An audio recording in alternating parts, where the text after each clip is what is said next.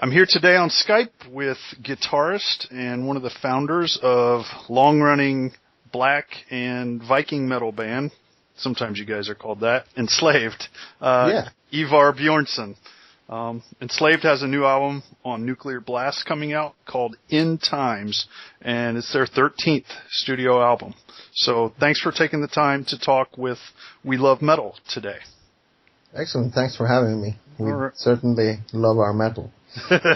For sure. Okay. To be right up front with you, I've never been much of a fan of black metal, but something really compelled me. I think maybe it was hearing some of your last album to listen to and do a review for In Times. It's black metal, no doubt, but it comes across as much more than that, and something that's really a terrific recording. So I have to think that you guys are pleased with how it turned out. Yeah, absolutely. We are very satisfied with.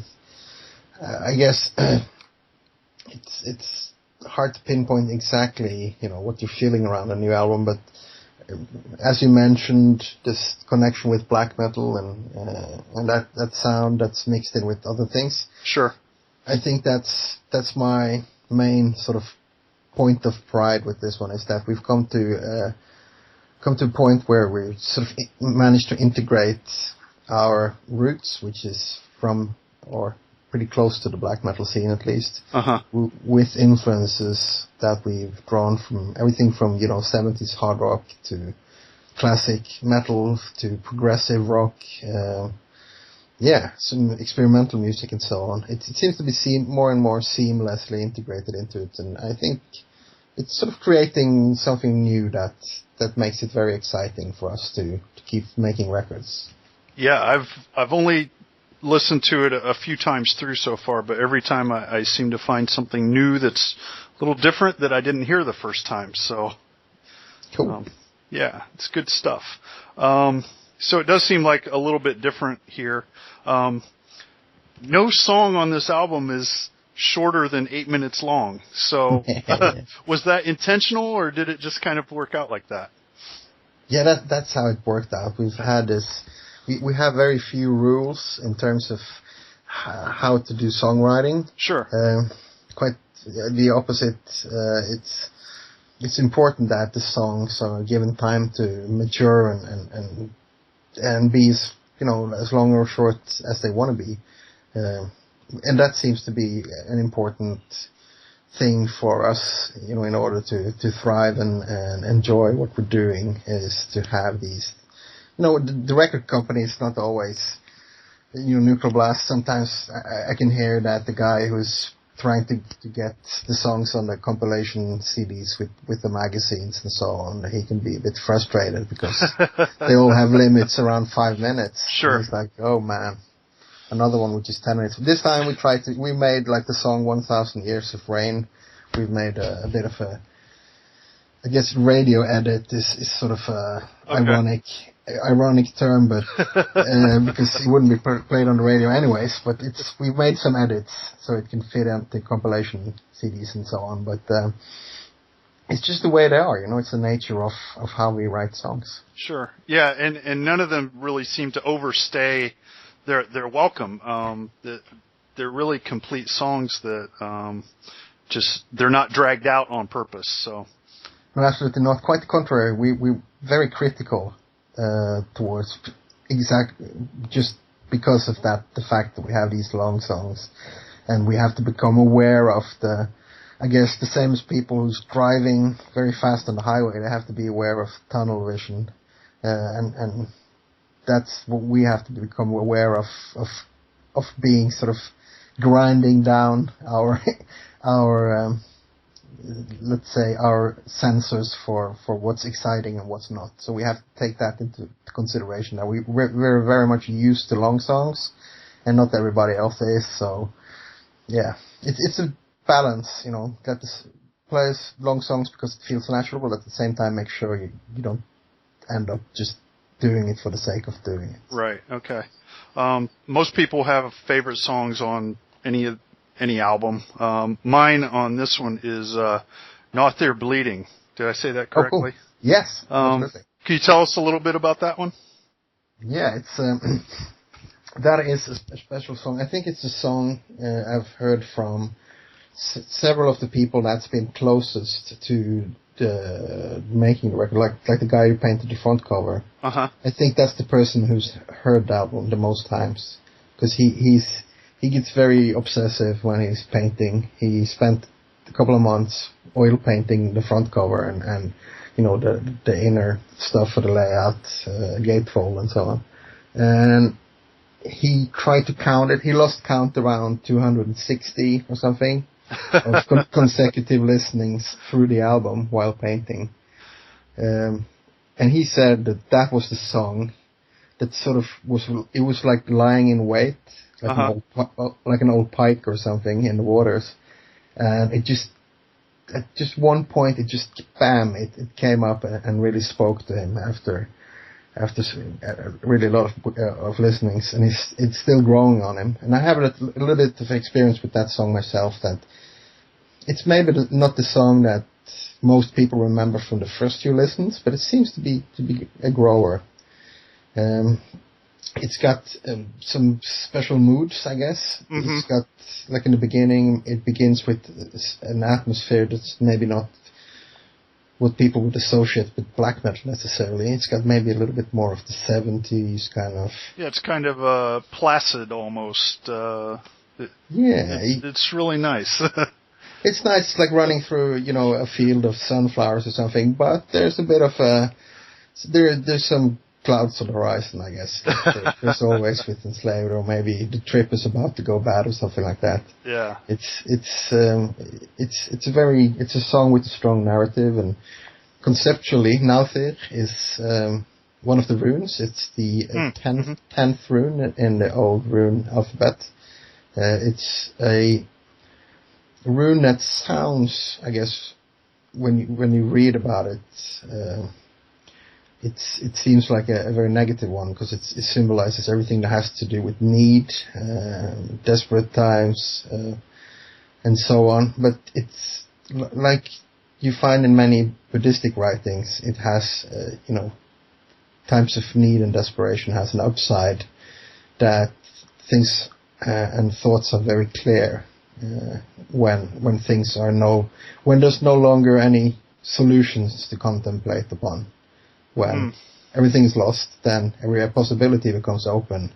I think I read somewhere some guy in an orange robe wrote somewhere in the Nepalian mountains, and I think that's a fascinating thing with that rune, that it really underlines the strength in defeat, in a sense, that it has a positive message in that not everything can be changed, and it's not necessarily a goal in itself to win everything. Some things has to be recognized as a loss to move forward and regain territory, in a sense. All right. Very deep, very philosophical. I like it. Cool. So what's your favorite song on the album, and why? It varies from week to week, from listen to listen. Right now, Thurisa's Streaming is high on my list, because it just came out on the net with a very nice lyric video, and it's the opening of the album, and it's about, the album is about to be released and everything. So right now it's the opener, yeah. Yeah. But I'm suspecting that after this little chat, I might go back and listen to Another Bleeding again, and maybe that's the favorite for the next time when somebody asks. Yeah, sure. Okay. Hey, Ivar, you started Enslaved when you were a teenager, so I mean, just barely a teenager. Yeah. But how did that sort of happen, and what was your introduction to metal? I mean, how did you get into that and proceed with starting a band? Yeah, it kind of started, as I guess it does for when it happens to people at a young age, that it's a bit coincidental, or it started out with a Norwegian television show, like a children's family television show that would run every Saturday. Okay. and it was about this family, and in this family they had kids, and I guess the kids had different interests to sort of make the show sort of hit as many as possible of the viewers. And the daughter of the family, she was kind of like this hot teenage girl. She was really into the band Kiss. And she would have like a dream in every episode. There would be a dream where you would see a snippet of Kiss playing live, or a music video, or maybe even Gene Simmons doing a bit of, fire breathing or blood spitting or something like that. And she obviously had some kind of crush on Kiss. And with me, I didn't pay too much attention to the girl. It was the band. There was just something about those guys, imposing figures on the stage with the stage show and the music and everything, that just totally mesmerized me at a very early age. So I started, every time we would see something that would remind of that, I would ask my parents if I could have a cassette, or they would even sell those goodie bags back then with the Kiss stickers. Sure. Which I would ask for and so on. So I got lucky because my granddad was an attentive guy, and he noticed this, so he got me, for my 6th birthday, he got me the Dynasty cassette by Kiss. So I remember that as the first music thing that was just mine, because every other thing I'd been listening to was my parents. And this was mine, so I got a cassette player and I stayed in my room and I listened to it over and over and over. And from there on, it was just a question of every possibility. If there was a radio show with rock or metal, I would listen to that. If they got a new cassette at our local gas station with something that looked like heavy metal, I would get that. That's how I got Wasp, for instance. I had no idea what it was, but there were some skulls, an angry-looking guy on the cover, and I'm like... It had to be good, right? Yeah, I'm spending my weekly allowance on that cassette. And I'd go back home, and every day at school, I would try and get somebody with me to start a band. This was before I played an instrument, but I just wanted to have a band. And I was in the school brass band, which, of course, sucked big time in terms of music, but it was music, and I got to play the drums and stuff during the breaks. But again, I got lucky. There's an attentive conductor, and he noticed that I was I guess he recognized what I was looking for wasn't that, but I was looking for something loud. And so he called my parents and said, maybe you should get this guy an electric guitar or something, because he seems to be just wanting stuff to be loud. So my parents, and I guess, got together with some uncles, aunts, stuff, and got me my 8th or 9th, I think, birthday, a guitar and a little amplifier. And then finally stuff was really loud. And it's all been history since then. So yeah, it's either uphill or downhill from there. Yeah, depending on how you do it. All right. I imagine music takes up a lot of your time, but I always like to ask this: what do you have any special interests outside of music that you like to do? Maybe sports, or I don't know, skydiving, or stamp collecting. Just anything. Yeah, I like reading a lot. I try to get through as much reading as possible. That's one interest. The other one, I guess, is food. I like to cook. I like to spend, if there's time off in weekends or whatever, day off on tour, I like to spend it either trying out new stuff or making it. I enjoy making things that take a long time. Right. So I guess you could say that anything as long as it's not healthy. I like it. No sports. Do you have a special dish you make? Maybe a Norwegian specialty? Actually, I'm more into the Italian stuff. Okay. For some weird reason. I don't know. I'm not Italian by any measure, but I really like their style of cooking, the simplicity of few very, tasteful ingredients, and the slow cooking philosophy of the Italian kitchen. A good steak or a pot roast can be in the oven for like 12 hours, and the tomato sauce, there's no limit to how long that can be left on the stove. Sure. So if you have time to get drunk like 3 times during the making of the dinner, then it's a good dinner. I'll have to remember that one. That's good. Hey, you guys, back to the music part of it. You guys toured North America, I think, last year about this time, and you're coming back next month, and I hope to see you in Chicago. Excellent. What is it? Is there anything you enjoy about touring in the States other than playing in front of the crowd? Yeah, I have to say I totally love it, because we get in the States. There's lots of the big cities. You mentioned the Windy City. You got New York. You got LA. You got Seattle. You got all these like big places with lots of different things to see. There's microbreweries. Yeah. There's lots of interesting cuisines around. There's, I like good street food or like a good traditional meal or whatever. And sometimes we go to a museum. The next day we'll go and see, like, I guess Boston. The last time we went there with Amon Amarth, a bunch of the guys went and saw a hockey game. That's what we like to do on tour. It's get the bus parked and then just go out and try and experience something in that city. And in Chicago, we've been lucky to hang out with some of the boys from Macabre, because we toured with them in around 2000. Their manager, Douglas, is running some kind of cigar shop, I think. Cigar and liquor store. So, yeah, we'll ask him for advice, and he'll take us. The last few times we've been to like good seafood places, and that's what we like.